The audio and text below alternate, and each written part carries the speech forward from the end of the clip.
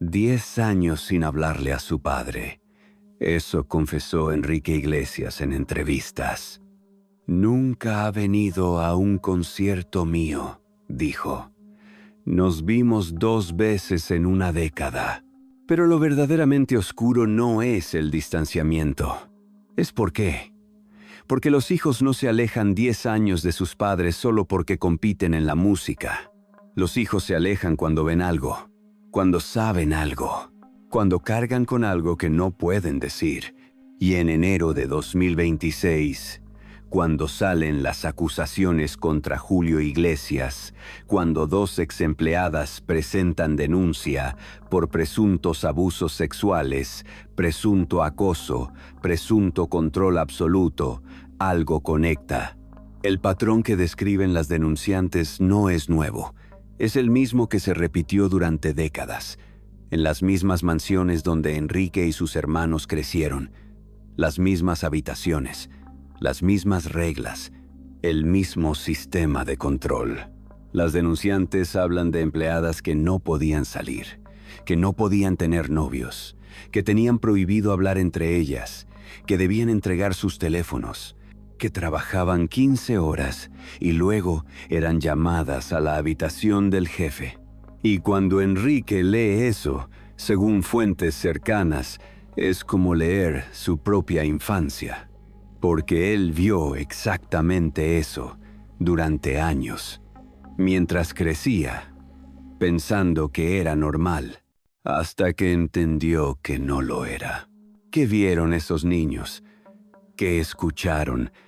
¿Qué normalizaron porque era lo único que conocían?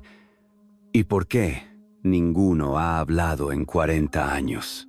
Enrique tiene 50 años. Ha guardado silencio sobre su padre durante décadas. Habla de competencia, de ego, de padre ausente, pero nunca habla de lo que vio. Nunca cuenta por qué realmente se fue de casa y nunca regresó, hasta ahora. Porque cuando las acusaciones salen a la luz, Enrique no defiende a su padre. No dice, eso es mentira. No dice, yo viví ahí y nunca vi nada. Solo silencio, absoluto, sepulcral. Su hermana Chabeli, silencio. Su hermano Julio José, silencio. Los 5 hermanos menores con Miranda, silencio. Toda la familia, como si todos supieran algo que no pueden decir. ¿Por qué? ¿Qué sabe Enrique que no puede decir? ¿Qué vio de niño que ahora, 40 años después, finalmente tiene contexto? ¿Qué carga toda esa familia que los obliga a ese silencio ensordecedor? Hoy vas a conocer 5 cosas que nadie ha conectado. 5 cosas que explican por qué los hijos de Julio Iglesias se alejaron. ¿Por qué nunca hablan de su infancia? ¿Por qué Enrique pasó 10 años sin hablarle? ¿Y por qué, cuando salen las acusaciones, ninguno sale a defenderlo? Primera, la infancia en las mansiones. Miami, años 80. 3 niños creciendo con padre ausente, pero cuando estaba presente, había reglas. Reglas extrañas. Reglas sobre el personal, sobre las empleadas, sobre quién podía hablar con quién. Segunda, lo que los niños veían. Las empleadas jóvenes que llegaban y desaparecían. Las que lloraban en los pasillos. Las que se iban en mitad de la noche y nadie explicaba por qué. Solo se fue. Renunció. No funcionó. Tercera, el momento en que Enrique se fue de casa en 1995 con 19 años. No se fue solo por la música. Según testimonios cercanos, hubo una pelea. Una pelea sobre algo que Enrique vio. Algo que confrontó a su padre. Y Julio lo echó. Cuarta, los 30 años de silencio. Enrique construyó su carrera. Se hizo más famoso que su padre. Pero nunca habló mal de él públicamente. Lealtad o miedo de lo que pasaría si contaba la verdad. Y quinta, enero de 2026. Las acusaciones salen y Enrique no dice nada. Sus hermanos no dicen nada, solo silencio de toda la familia, como si todos supieran algo, como si todos cargaran el mismo secreto durante 40 años. Te voy a avisar cuando llegue cada revelación. Pero primero necesitas entender algo. Los hijos de familias con secretos oscuros no se alejan porque sí, se alejan para sobrevivir. Porque quedarse significa ser cómplice. Y Enrique se fue a los 19 años y nunca regresó. La infancia en las mansiones. Lo que los niños veían. 1982. Enrique tiene 7 años cuando se muda con su padre a Miami. Su abuelo, Julio Iglesias Puga, fue secuestrado por ETA. Por seguridad, los 3 hijos mayores de Julio se van a vivir con él a Estados Unidos. Chabeli tiene 11 años. Julio José tiene 9. Enrique tiene 7. Dejan a su madre Isabel en España. Dejan todo lo que conocen. Y llegan a una mansión en Miami donde su padre casi nunca está. Porque Julio está de gira. Constantemente. Meses fuera. Y cuando regresa, según testimonios de personas que trabajaron en la casa durante esa época, las cosas cambiaban. Las empleadas se ponían nerviosas. Había tensión en el aire. Reglas que no existían cuando Julio no estaba de repente se volvían obligatorias. La atmósfera de la casa entera se transformaba. La persona que más tiempo pasó con los niños fue Elvira Olivares, la seño, la niñera que los crió realmente, que los llevaba al colegio todas las mañanas, que les preparaba el desayuno, que los cuidaba cuando estaban enfermos, que les revisaba la tarea, que era más madre que su propia madre porque Isabel estaba en España reconstruyendo su vida. La seño era dura, estricta, exigente. Los niños le tenían un poco de miedo, pero también la amaban, porque era la única constante en un mundo que cambiaba demasiado rápido. La única adulta que siempre estaba ahí. La única que realmente se preocupaba por ellos. Y según personas cercanas a la familia, la seño veía cosas, muchas cosas, cosas que no podía comentar con nadie, porque trabajar para Julio Iglesias significaba firmar acuerdos de confidencialidad extensos, significaba silencio absoluto sobre lo que pasaba dentro de esas mansiones. Cualquier palabra fuera de lugar significaba despido inmediato, sin referencia, sin liquidación, sin nada. Pero los niños no firmaban acuerdos.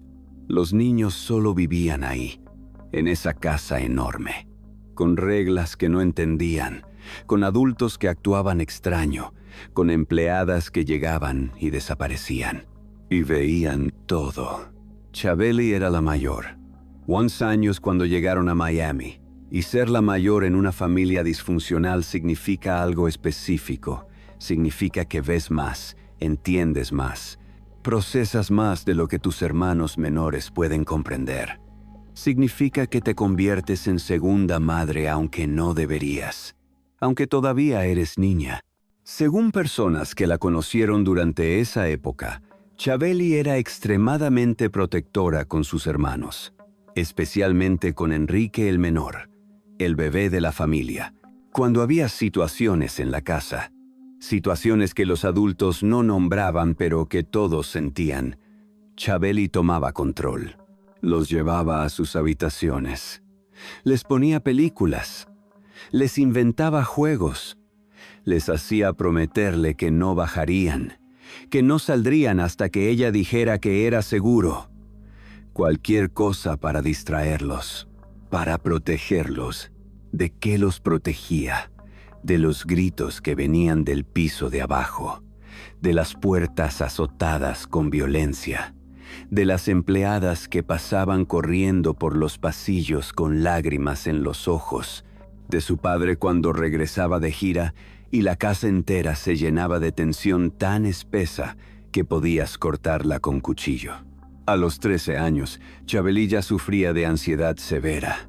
Ataques de pánico que la dejaban sin respiración, insomnio crónico, pesadillas cuando finalmente lograba dormir.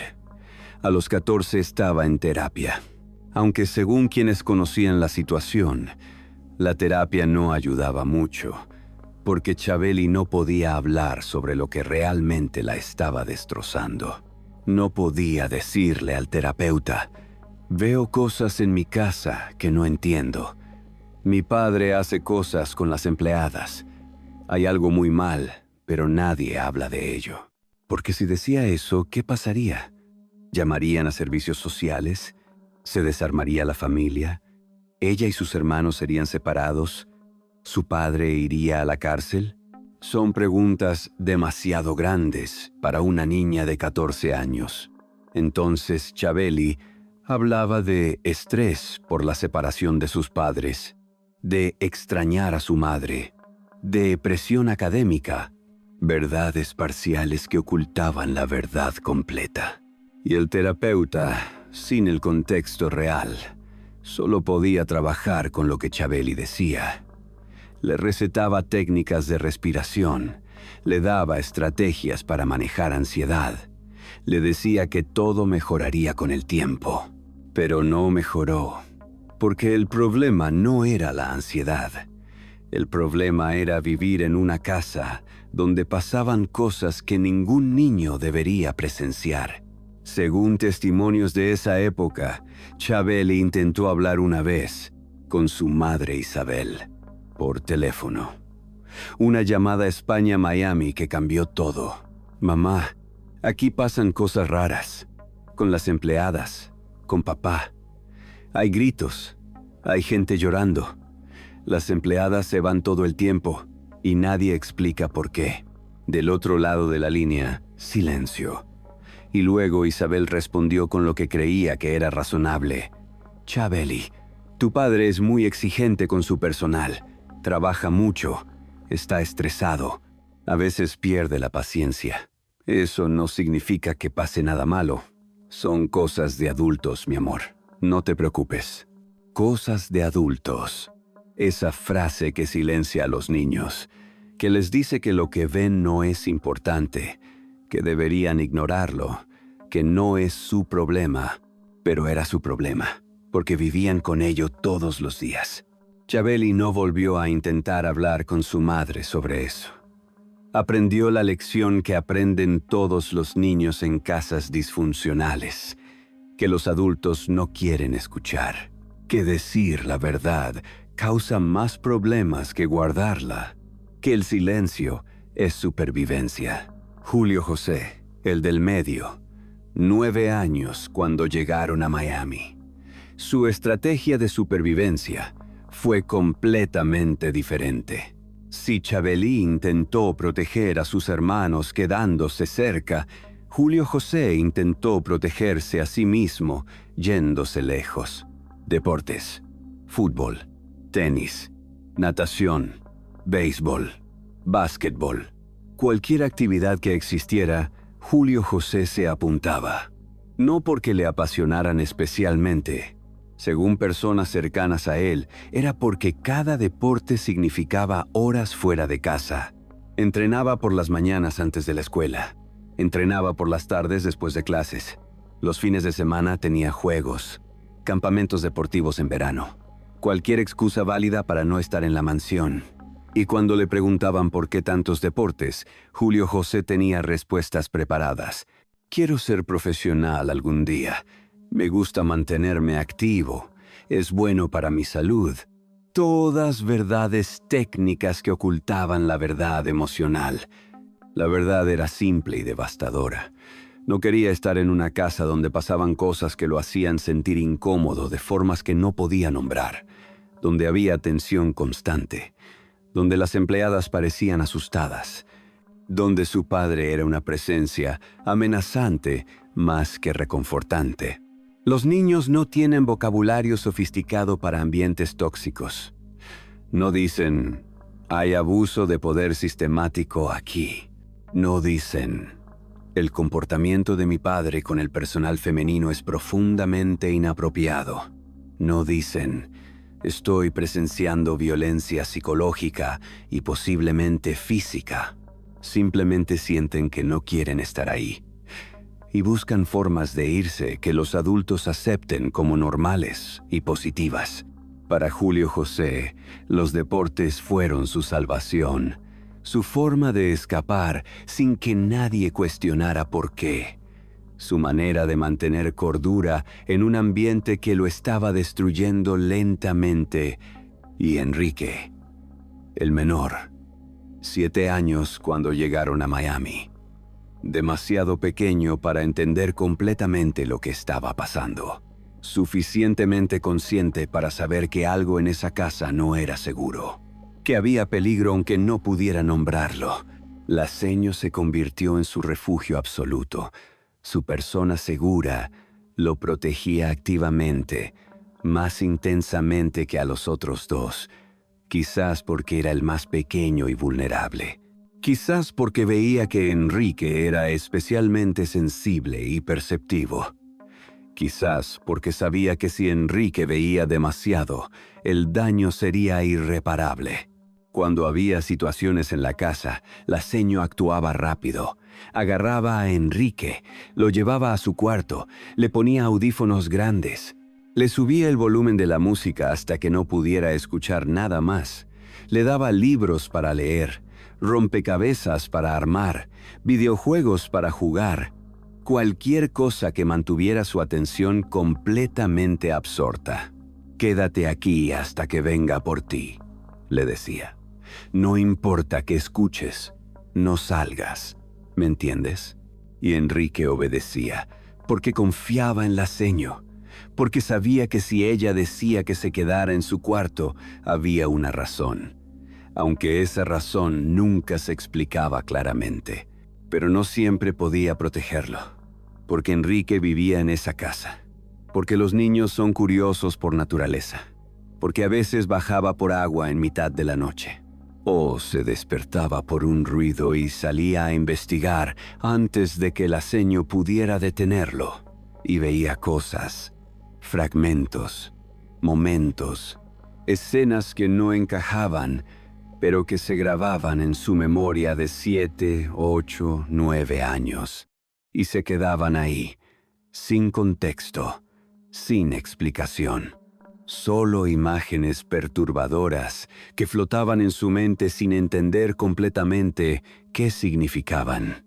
La mansión de Miami era enorme, más de 1,000 metros cuadrados de espacio habitable, 10 habitaciones, 8 baños, piscina olímpica, jardines que parecían parque, garaje para 6 autos, personal constante de al menos 12 personas en cualquier momento dado, cocineras que rotaban en turnos, amas de llaves que limpiaban áreas específicas, jardineros que mantenían el exterior perfecto, choferes que llevaban a los niños donde necesitaran ir, personal de mantenimiento, de seguridad, y siempre, siempre, empleadas domésticas jóvenes, lo que los niños veían.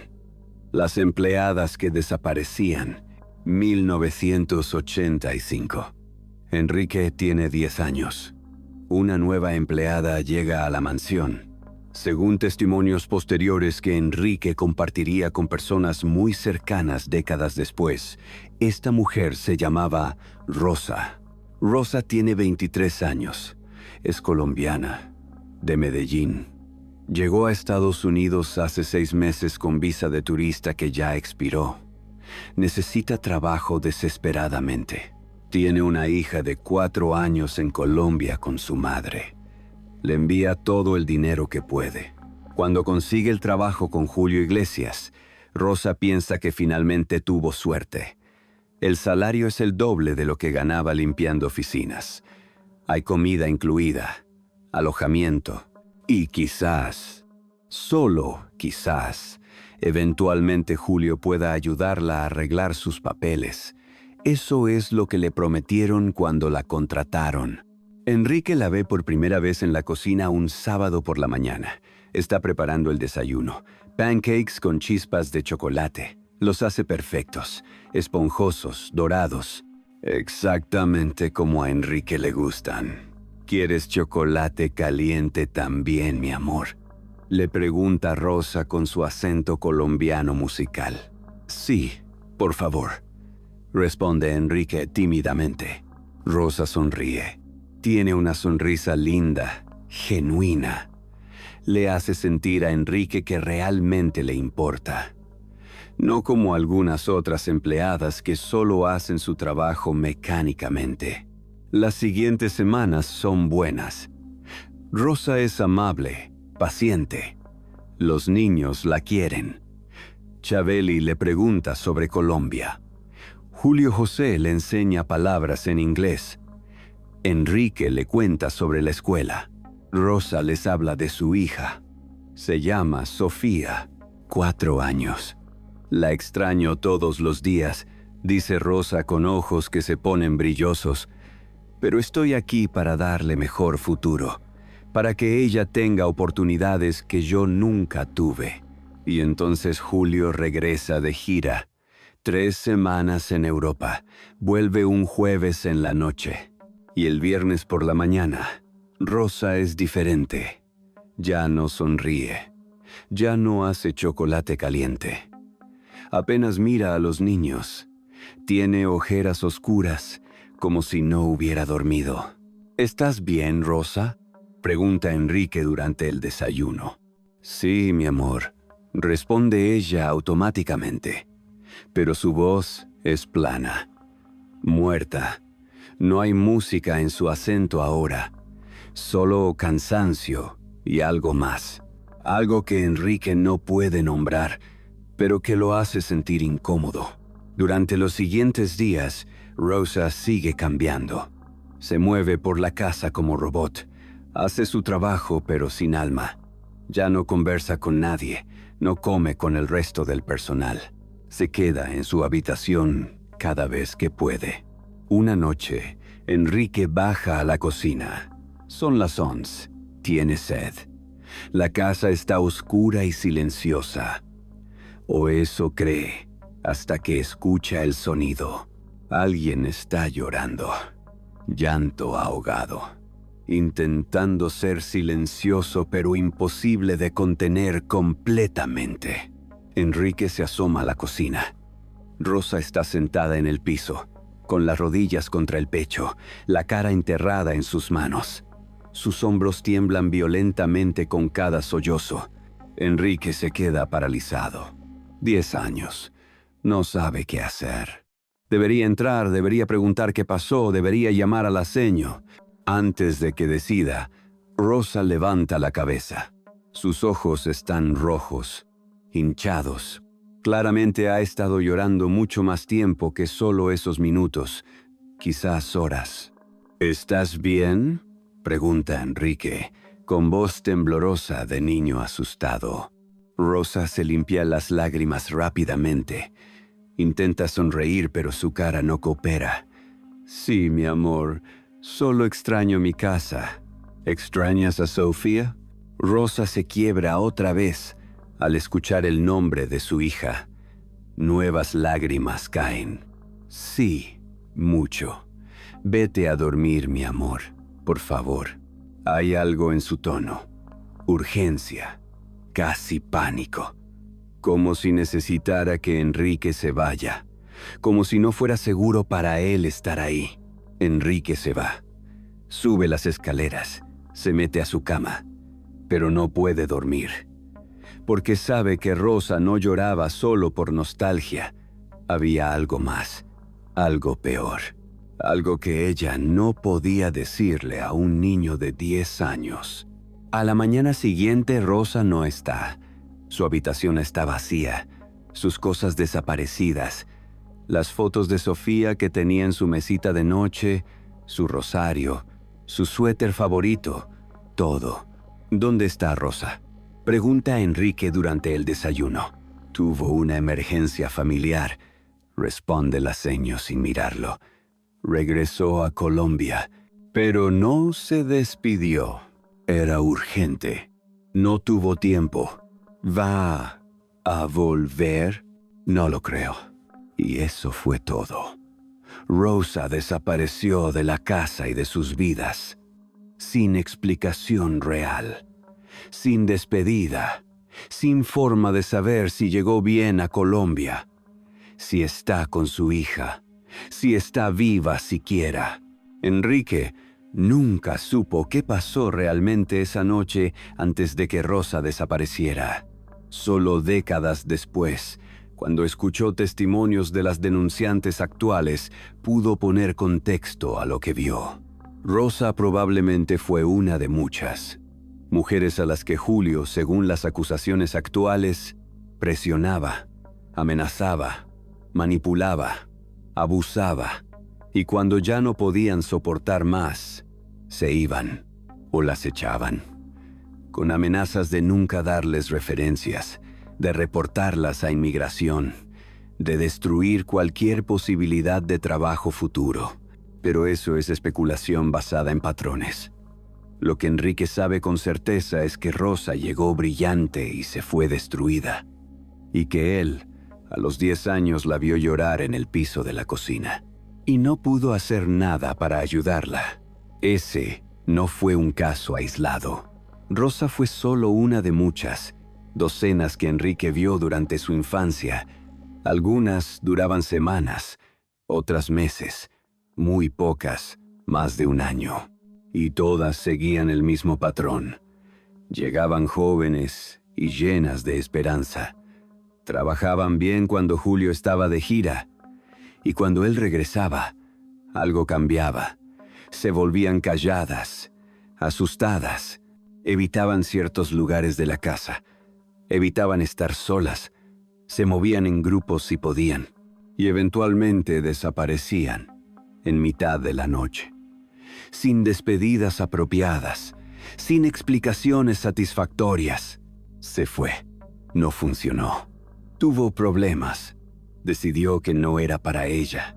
Frases vagas que se repetían una y otra vez. Para cuando Enrique tenía 15 años, había dejado de preguntar. Aprendió que preguntar no traía respuestas. Solo más, no es tu problema, y cosas de adultos. Pero había una empleada que sí se quedó. Marta, 40 y tantos años. No era joven, no era lo que Julio típicamente contrataba, y precisamente por eso duró años en la casa.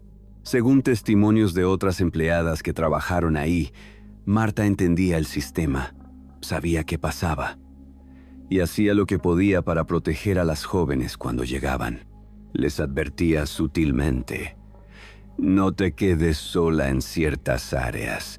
Si te llama después de las 10 de la noche, di que estás enferma. Siempre ten tu teléfono contigo. Graba todo lo que puedas. Documenta. Toma fotos de moretones si hay. Marta intentaba crear red de protección, pero tenía límites, porque ella también era empleada. También necesitaba el trabajo. También tenía familia que dependía de su salario. También tenía miedo. Entonces hacía lo que podía dentro de las circunstancias. Advertía, aconsejaba, consolaba cuando era demasiado tarde. Pero no podía cambiar el sistema fundamental. No podía detener lo que Julio hacía cuando cerraba las puertas de su habitación. Enrique notaba la relación entre Marta y las empleadas jóvenes. Veía cómo Marta las protegía, cómo las mantenía cerca cuando Julio estaba en casa, cómo inventaba tareas urgentes para sacarlas de situaciones incómodas. No entendía completamente a los 15 años por qué Marta hacía eso. Solo sabía que las empleadas jóvenes parecían más seguras cuando Marta estaba cerca, que algo en la presencia de Marta las protegía. Años después, entendería. Marta estaba haciendo lo que la seño hacía con él y sus hermanos: proteger a los vulnerables de un hombre poderoso que abusaba de su poder, con las herramientas limitadas que tenía, sabiendo que no era suficiente, pero haciendo lo que podía de todas formas. Ese es el contexto en el que Enrique creció, rodeado de mujeres que intentaban protegerse y proteger a otros, viendo un sistema donde el poder masculino aplastaba a mujeres vulnerables, donde el dinero compraba silencio, donde la fama creaba impunidad. Y aprendiendo, aunque fuera subconscientemente, que así es como funciona el mundo, que los hombres poderosos hacen lo que quieren, que las mujeres sufren en silencio, que nadie habla porque hablar es peligroso. Lecciones devastadoras para un niño. Lecciones que marcaron cómo vería el mundo, cómo se vería a sí mismo, cómo eventualmente se alejaría de todo lo que su padre representaba. El momento en que Enrique se fue. La pelea que nadie cuenta. 1995. Enrique tiene 19 años.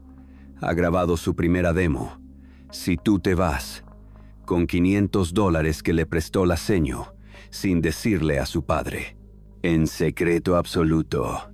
La historia oficial es conocida. Julio se entera. Explota de rabia. Yo soy el que estoy en la música. No vas a conseguir nada sin mí. Pelea monumental sobre ego, sobre competencia, sobre un hijo que osa desafiar al padre. Y Enrique se va, hace maletas, se muda, primero a Canadá, lejos de su padre, lejos del apellido, lejos de todo. Esa es la versión que todos conocen. La versión que se cuenta en entrevistas. La versión segura. La versión que no destroza todo. Pero según personas muy cercanas a Enrique durante esa época, personas que estuvieron ahí, que vieron lo que pasó realmente, esa no fue la única pelea. Hubo algo más. Algo 2 semanas antes. Algo que creó la verdadera fractura irreparable. 2 semanas antes de que Enrique le contara a Julio sobre la demo, hubo un incidente en la mansión. Una empleada nueva, 21 años, mexicana. Se llamaba Lucía según estos testimonios. Acababa de llegar. Llevaba apenas 10 días trabajando en la casa. Era noche de jueves. Enrique había salido con amigos. Regresó a la casa alrededor de las 11 de la noche. Algo tarde, pero no demasiado. La casa debería estar tranquila a esa hora. Pero cuando abre la puerta, escucha voces. Fuertes. Desde la cocina. Su padre. Y alguien más. Una mujer llorando. Suplicando. Enrique se queda quieto en la entrada. Algo le dice que no debería acercarse. Que debería subir a su cuarto. Fingir que no escuchó nada. Pero hay algo en la voz de la mujer. Pánico real. Terror. No es llanto normal, es desesperación. Enrique camina hacia la cocina. Lento, corazón latiendo rápido, sabiendo que va a haber algo, sin saber qué exactamente, pero sabiendo que será algo que no podrá olvidar. Se asoma por la puerta y ve su padre y Lucía. Ella contra la pared, él bloqueándole la salida, ella con lágrimas corriendo por su cara, él gritándole cosas que Enrique, a los 19 años, entiende perfectamente. A diferencia del niño de 10 que bajaba por agua, sabías para qué te contraté. No te hagas la sorprendida ahora. Todas las demás entienden cómo funciona esto. Porque tú tienes que ser difícil. Lucía intenta hablar, pero su voz se quiebra. Por favor, señor. Solo quiero trabajar. Por favor, déjeme ir a mi cuarto. Tu cuarto es donde yo digo que es tu cuarto. Y si quieres seguir teniendo cuarto en esta casa, vas a hacer lo que te digo. O te vas mañana, sin paga. Y me aseguro de que nunca consigas trabajo en Miami otra vez. ¿Entiendes? Chantaje explícito. Amenaza directa. Abuso de poder tan claro que no hay forma de malinterpretarlo o justificarlo. Y cuando Julio ve a Enrique en el marco de la puerta, no se disculpa, no se detiene, no muestra ni un segundo de vergüenza o arrepentimiento. Solo le dice con tono plano, como si estuviera comentando sobre el clima. «Vete a tu cuarto, Enrique. Esto no es tu problema». Pero era su problema. Porque Enrique no era el niño de 10 años bajando por agua. Era hombre de 19 años, con conciencia moral desarrollada, con entendimiento completo de lo que estaba presenciando. Su padre no estaba solo siendo duro con una empleada. Estaba chantajeándola sexualmente, explícitamente, sin vergüenza, en su propia casa, mientras su hijo lo miraba. Enrique no se fue a su cuarto. Se quedó ahí, mirando a su padre, y su padre le sostuvo la mirada, desafiante, como diciendo, «¿Y qué vas a hacer al respecto?». Lucía usó ese momento de distracción. Se escabulló, corrió hacia las escaleras, hacia las habitaciones del personal. Enrique la escuchó correr, escuchó una puerta cerrarse con seguro, y entonces se quedó solo con su padre. «¿Qué mierda es esto?», preguntó Enrique. Primera vez en su vida que le hablaba así a Julio. «Cosas de adultos, no te incumben». La estabas chantajeando. La estabas amenazando. Escuché todo. No sabes de qué estás hablando. Y aunque fuera así, ¿y qué? Es mi casa, mi empleada, mi dinero que la paga. Yo hago lo que quiero. Y ahí estaba, la verdad desnuda, sin pretensiones. Mi casa, mi empleada. Yo hago lo que quiero. Confirma. Esa frase cambió todo para Enrique, porque finalmente verbalizó lo que había sido implícito durante toda su infancia: el poder absoluto, la falta total de accountability, la creencia genuina de que el dinero y la fama le daban derecho a hacer lo que quisiera con mujeres vulnerables. «Eres un monstruo», dijo Enrique. Voz temblando pero firme. Julio se rió, risa sin humor. «Soy tu padre, y todo lo que tienes es gracias a mí. Esta casa, tu comida, tu educación, tu apellido, todo. Así que no vengas a juzgarme con tu moralidad de adolescente. Tengo 19 años. No soy adolescente. Y sé exactamente lo que vi, lo que he estado viendo toda mi vida. Todas esas empleadas que desaparecían. Ahora entiendo por qué». «No entiendes nada. Entiendo que abusas de tu poder, que usas a mujeres que no tienen opción, que las amenazas, que las chantajeas. Entiendo perfectamente». Según testimonios de personas cercanas, fue en ese momento que Julio cruzó la habitación. Se acercó a Enrique, cara a cara, y le dijo algo que Enrique nunca olvidaría. «Si alguna vez hablas de esto, si le cuentas a alguien lo que crees que viste, te destruyo. Y a esa muchacha también. La reporto a inmigración. Se la llevan. Quizás a prisión antes de deportarla. ¿Es eso lo que quieres? Destruir su vida para sentirte moralmente superior. Chantaje emocional perfecto». Si Enrique hablaba, Lucía sufría. El silencio no era solo para proteger a Julio, era para proteger a la víctima también. Sistema perfecto que aseguraba que nadie diría nada nunca.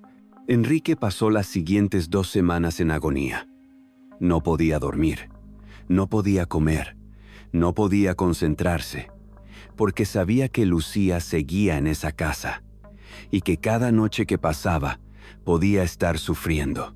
Intentó hablar con ella una vez, en la cocina, durante el día cuando había otras personas cerca. «¿Estás bien?», le preguntó en voz baja. Lucía no lo miró. «Sí, señor, estoy bien. Si necesitas ayuda, si necesitas salir de aquí, puedo». «Estoy bien», repitió ella. Pero su voz era muerta. Sus ojos evitaban los de él. Estaba claro que no podía hablar. No se atrevía, porque las paredes tenían oídos. «Tengo 19 años. No soy adolescente. Y sé exactamente lo que vi, lo que he estado viendo toda mi vida. Todas esas empleadas que desaparecían. Ahora, entiendo por qué. No entiendes nada. Entiendo que abusas de tu poder, que usas a mujeres que no tienen opción, que las amenazas, que las chantajeas. Entiendo perfectamente. Según testimonios de personas cercanas, fue en ese momento que Julio cruzó la habitación. Se acercó a Enrique, cara a cara, y le dijo algo que Enrique nunca olvidaría. Si alguna vez hablas de esto, si le cuentas a alguien lo que crees que viste, te destruyo. Y a esa muchacha también. La reporto a inmigración, se la llevan. Quizás a prisión antes de deportarla. ¿Es eso lo que quieres? Destruir su vida para sentirte moralmente superior. Chantaje emocional perfecto. Si Enrique hablaba, Lucía sufría. El silencio no era solo para proteger a Julio, era para proteger a la víctima también. Sistema perfecto que aseguraba que nadie diría nada nunca. Enrique pasó las siguientes 2 semanas en agonía. No podía dormir, no podía comer, no podía concentrarse, porque sabía que Lucía seguía en esa casa y que cada noche que pasaba podía estar sufriendo. Intentó hablar con ella una vez, en la cocina, durante el día cuando había otras personas cerca. ¿Estás bien?, le preguntó en voz baja. Lucía no lo miró. Sí, señor, estoy bien. Si necesitas ayuda, si necesitas salir de aquí, puedo. Estoy bien, repitió ella, pero su voz era muerta. Sus ojos evitaban los de él. Estaba claro que no podía hablar. No se atrevía, porque las paredes tenían oídos, porque todo se reportaba, porque el control era absoluto. A la mañana siguiente Lucía se había ido. Decidió que el trabajo no era para ella. Fue la explicación oficial. Y Enrique supo que su padre la había echado para eliminar evidencia, para remover a la testigo, para asegurarse de que Enrique no pudiera ayudarla incluso si quisiera. Fue entonces que Enrique decidió irse. No solo porque quería carrera musical, sino porque ya no podía vivir en una casa donde pasaba eso, donde su padre abusaba de mujeres, donde el silencio era obligatorio, donde quedarse significaba ser cómplice. Cuando le contó a Julio sobre la demo, la pelea sobre la música fue cover story perfecta. Dejaba que ambos pretendieran que el distanciamiento era sobre ego artístico, sobre competencia profesional, sobre padre e hijo que son demasiado parecidos para convivir. La verdad era más oscura. Se iban porque Enrique había visto quién era realmente su padre y no podía fingir que no lo sabía. No podía sentarse en cenas familiares y actuar como si todo estuviera bien. No podía abrazar a un hombre que chantajeaba mujeres vulnerables en su propia casa. Entonces se fue, esa misma semana, con una maleta, con los $500 del aceño, con su demo y con un secreto que cargaría durante 30 años. Los 30 años de silencio. El secreto que no podía contar. 1995 a 2025. 30 años. Enrique construye su carrera desde cero. Graba álbumes, vende millones, llena estadios. Se hace más famoso que su padre eventualmente. Rompe récords, gana premios, y durante todo ese tiempo, nunca habla mal de su padre públicamente. Nunca cuenta por qué realmente se fue de casa. Nunca explica qué vio. Nunca rompe el silencio sobre Lucía o Rosa, o las docenas de otras mujeres. ¿Por qué? Si sabes que tu padre es abusador, ¿por qué no lo denuncias?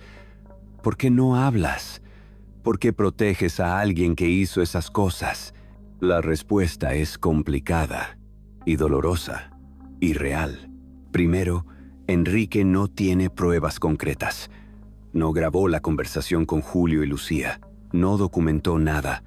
No tiene testimonios de las empleadas porque todas desaparecieron.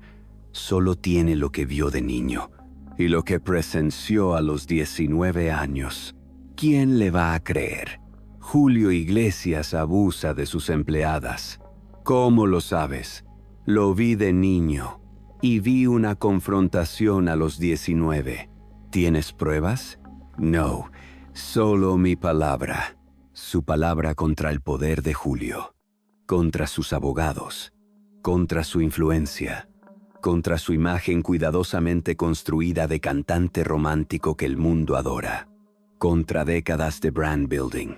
Enrique perdería, y lo sabe. Segundo, hay amenaza implícita. Julio dejó claro que si Enrique hablaba, habría consecuencias. Para él, para las empleadas que podrían ser deportadas, para toda la familia. El apellido Iglesias se destruiría. Chabeli y Julio José sufrirían. La madre Isabel sufriría. El costo de hablar parecía demasiado alto, especialmente cuando no estaba seguro de que alguien le creería de todas formas. Tercero, y quizás más importante, Enrique es hijo. A pesar de todo, a pesar de lo que vio, a pesar de lo que sabe, sigue siendo el hijo que creció con ese padre, que tiene recuerdos mixtos, que ama y odia simultáneamente. Los hijos de padres abusivos viven en esa dicotomía constante. Conocen la verdad sobre sus padres, pero también los quieren, o quieren que sean diferentes, o se sienten culpables por no quererlos. Entonces callan, no por lealtad, por supervivencia emocional, porque admitir en voz alta que tu padre es monstruo significa enfrentar esa realidad completamente, y a veces es más fácil vivir en negación parcial. Pero el silencio tiene precio, y ese precio es la relación con su padre. Durante 10 años, Enrique y Julio no se hablan. Ni una palabra. De 1995 a 2005, 10 años de silencio absoluto. La gente piensa que es sobre el ego, sobre la música, sobre competencia entre dos cantantes. Y Enrique deja que piensen eso, porque es más fácil que la verdad. La verdad es que Enrique no puede fingir. No puede ir a casa en Navidad y abrazar a su padre como si nada. No puede tener cenas familiares normales. No puede decir, te quiero, papá, sabiendo lo que sabe. Entonces se mantiene alejado, físicamente, emocionalmente, completamente. En 2002, Enrique escribe una canción. Quizás se vuelve hit masivo. Millones de personas la escuchan, la cantan, lloran con ella. La letra dice: hola viejo, dime cómo estás. Los años pasan, no hemos vuelto a hablar. Y no quiero que te pienses que me he olvidado de ti. No sé si te arrepientes de lo que pasó. Yo he pensado tanto y al final, yo me equivoqué. Tal vez no fui lo que esperabas de mí. Dime si aún odias mis errores. Dime si mañana cambiarías el ayer. La gente piensa que es sobre la competencia musical, sobre el hijo que quiere reconciliarse con el padre famoso. Pero quienes conocen la historia real entienden las capas más profundas. Dime si aún odias mis errores, el error de confrontar lo que vio, de no poder fingir que no pasaba nada. Dime si mañana cambiarías el ayer, si pudieras volver atrás, serías diferente. No harías lo que hiciste a esas mujeres. Es canción de duelo, no por persona muerta, sino por relación que murió, por padre que no puede respetar, por infancia que fue robada, por inocencia que se perdió viendo cosas que ningún niño debería ver. En 2005, muere el abuelo, Julio Iglesias Puga, el padre de Julio. Y por primera vez en 10 años, Enrique y Julio están en mismo lugar, en el funeral.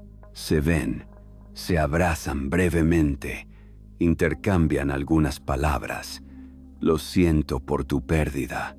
Gracias por venir.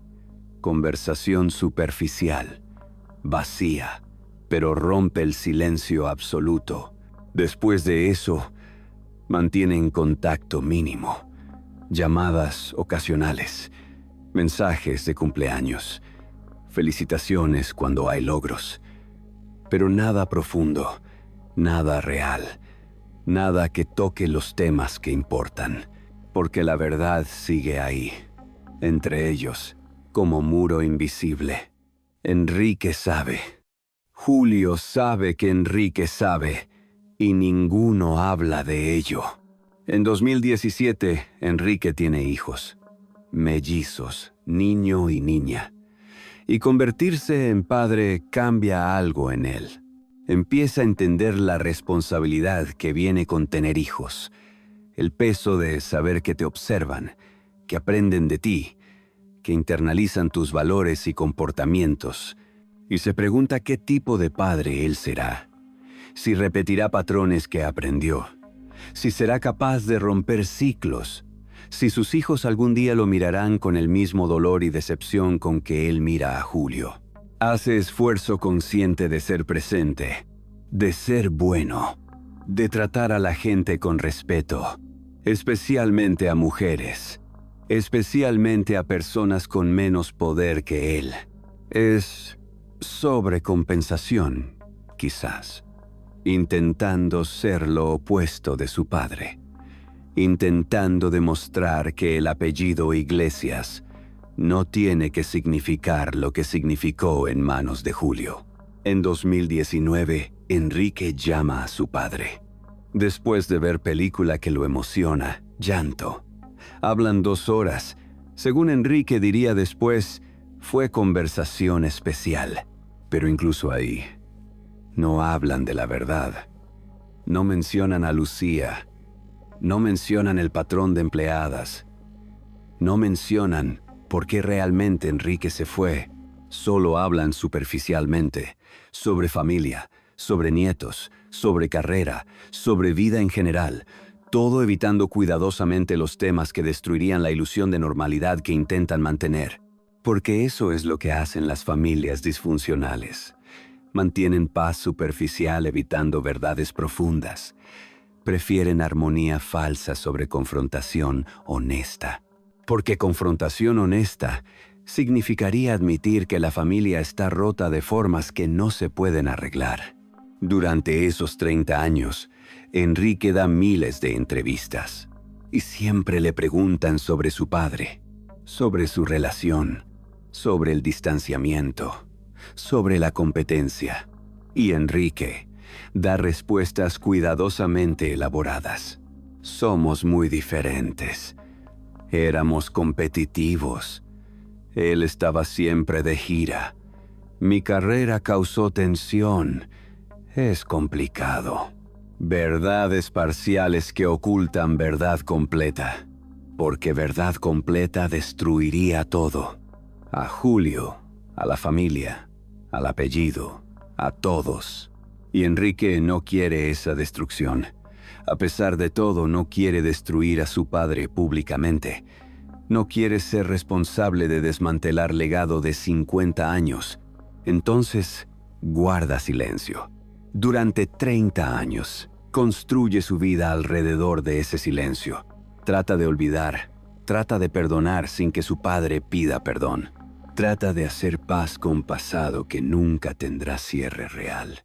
Pero el silencio pesa, especialmente cuando sabes que probablemente no ha parado, que mientras tú construyes carrera y finges normalidad, tu padre probablemente está haciendo lo mismo con otras mujeres. ¿Eres cómplice por no hablar? ¿Eres responsable por los abusos que podrían haberse prevenido si hubieras denunciado? Preguntas sin respuestas fáciles. Preguntas que Enrique vive con todos los días.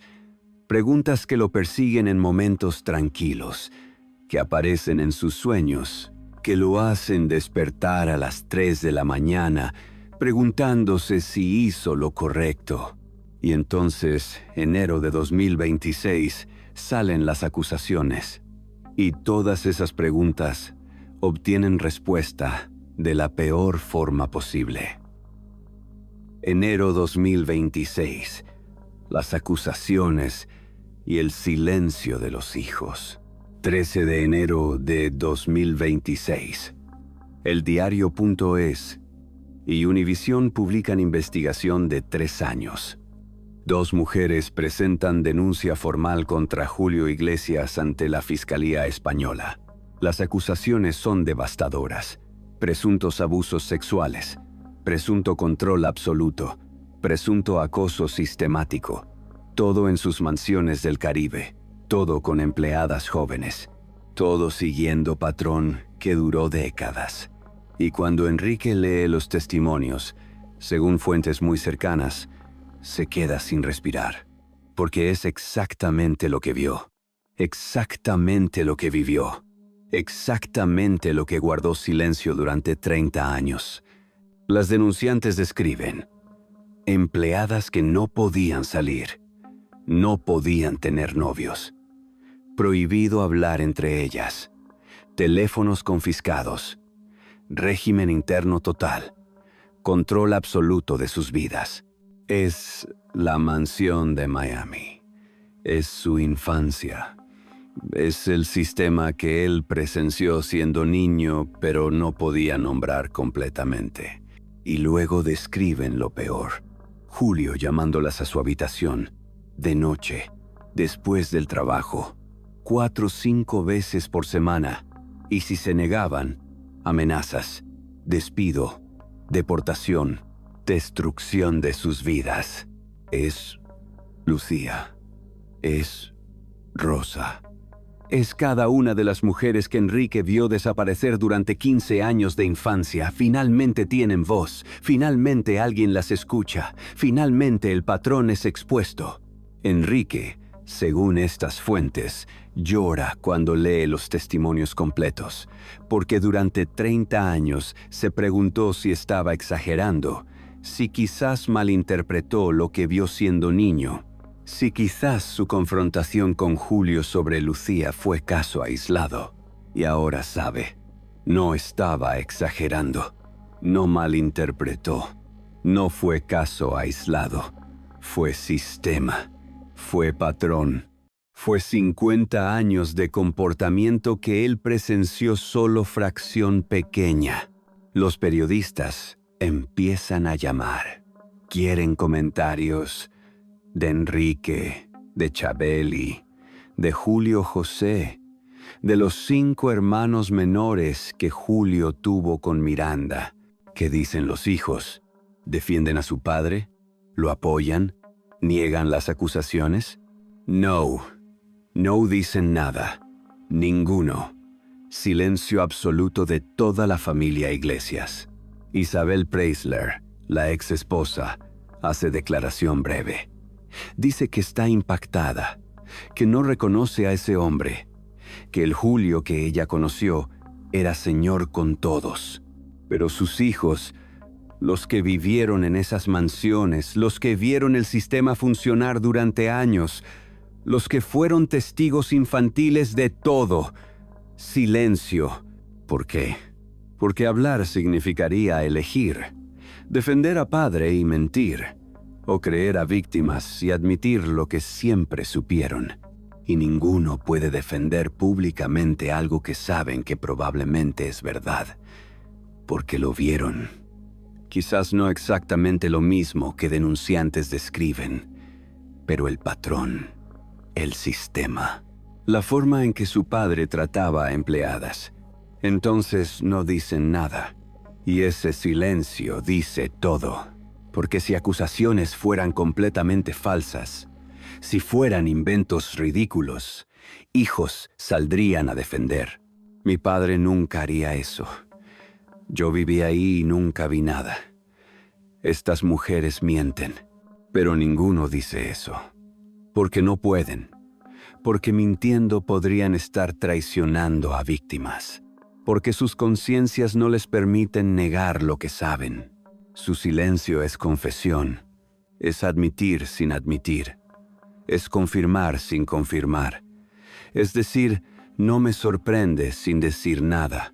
Enrique específicamente, según personas cercanas, está destrozado, porque durante 30 años se preguntó si debía hablar, si debía denunciar, si su silencio era complicidad, y ahora tiene respuesta. Su silencio permitió que esto continuara, que otras mujeres sufrieran, que su padre siguiera abusando de poder durante 3 décadas más. No es legalmente responsable. Él era víctima también. Testigo infantil de abuso. No tenía enero 2026. Las acusaciones y el silencio de los hijos. 13 de enero de 2026. El diario.es y Univisión publican investigación de 3 años. 2 mujeres presentan denuncia formal contra Julio Iglesias ante la Fiscalía Española. Las acusaciones son devastadoras. Presuntos abusos sexuales, presunto control absoluto, presunto acoso sistemático. Todo en sus mansiones del Caribe, todo con empleadas jóvenes. Todo siguiendo patrón que duró décadas. Y cuando Enrique lee los testimonios, según fuentes muy cercanas, se queda sin respirar, porque es exactamente lo que vio, exactamente lo que vivió, exactamente lo que guardó silencio durante 30 años.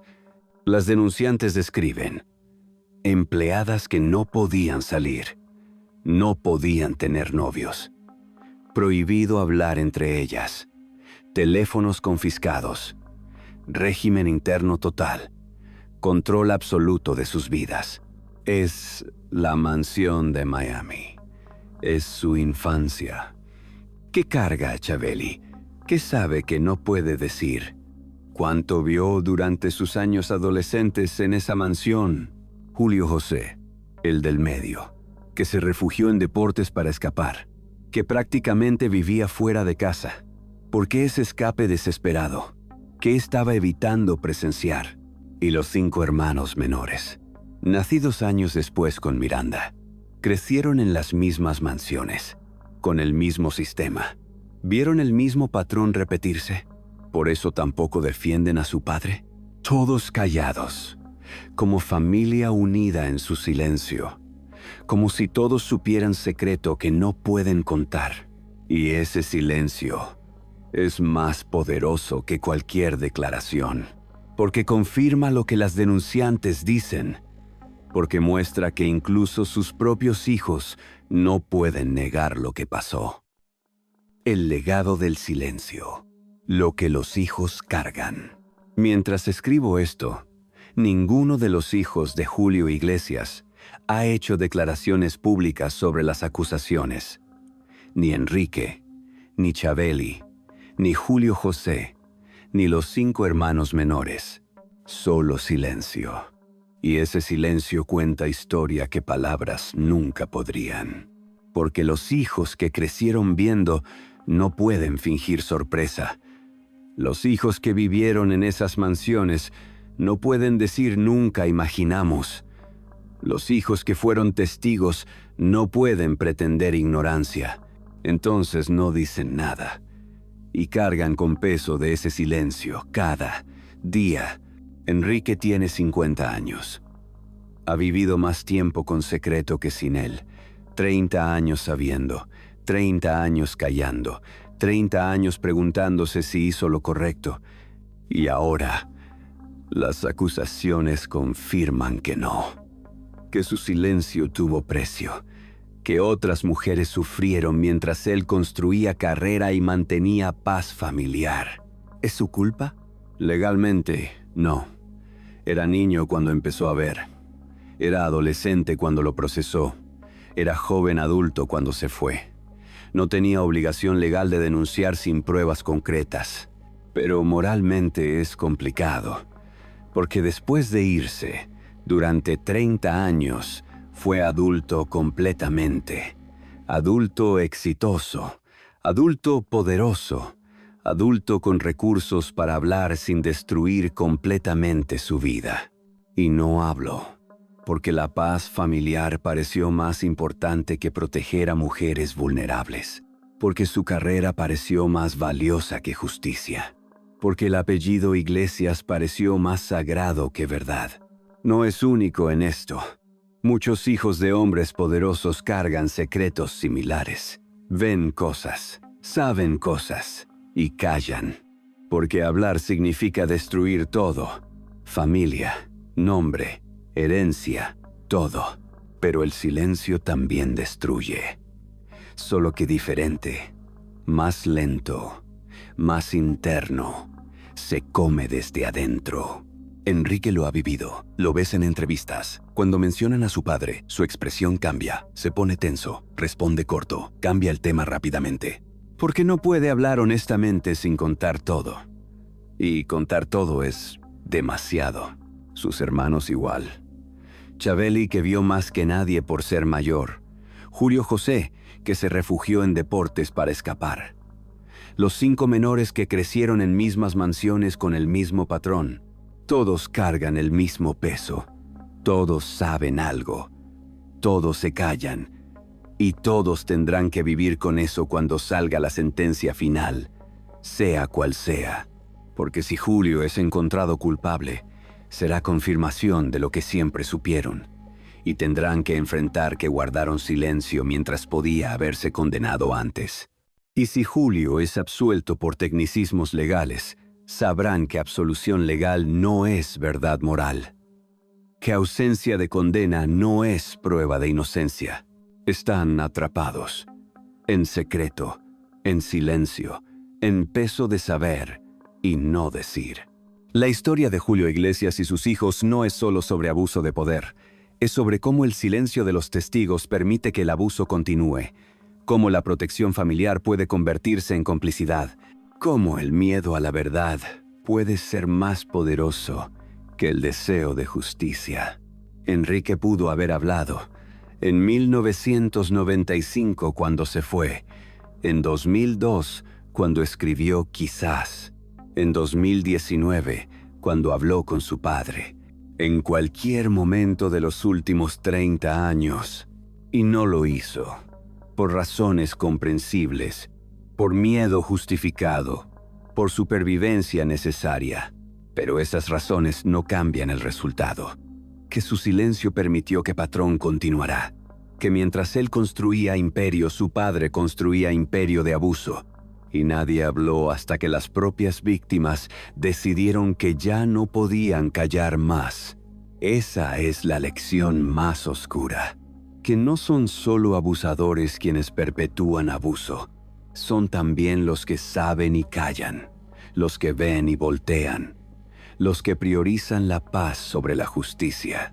Y Enrique tendrá que vivir con eso, junto con sus hermanos, junto con todos los que supieron algo, junto con peso de preguntas. ¿Qué habría pasado si hubiera hablado antes? ¿Cuántas mujeres habrían estado protegidas? ¿Cuánto sufrimiento se habría evitado? No hay respuestas, solo preguntas y culpa. Y conocimiento de que silencio siempre tiene precio. Y ese precio lo pagan los más vulnerables. Julio Iglesias construyó un imperio de música. Y según acusaciones, imperio de abuso. Y lo hizo durante 50 años, a plena vista, con testigos, con familia que sabía, y nadie habló hasta ahora. Hasta que las víctimas mismas decidieron romper su propio silencio. Esta es la historia, no solo sobre un hombre poderoso que abusó de poder, sino sobre todos los que lo rodearon y eligieron no ver, no hablar, no actuar, incluyendo sus propios hijos, que vieron, que supieron, que cargaron secretos durante 40 años, hasta que no pudieron más. O hasta que las víctimas hablaron por ellos.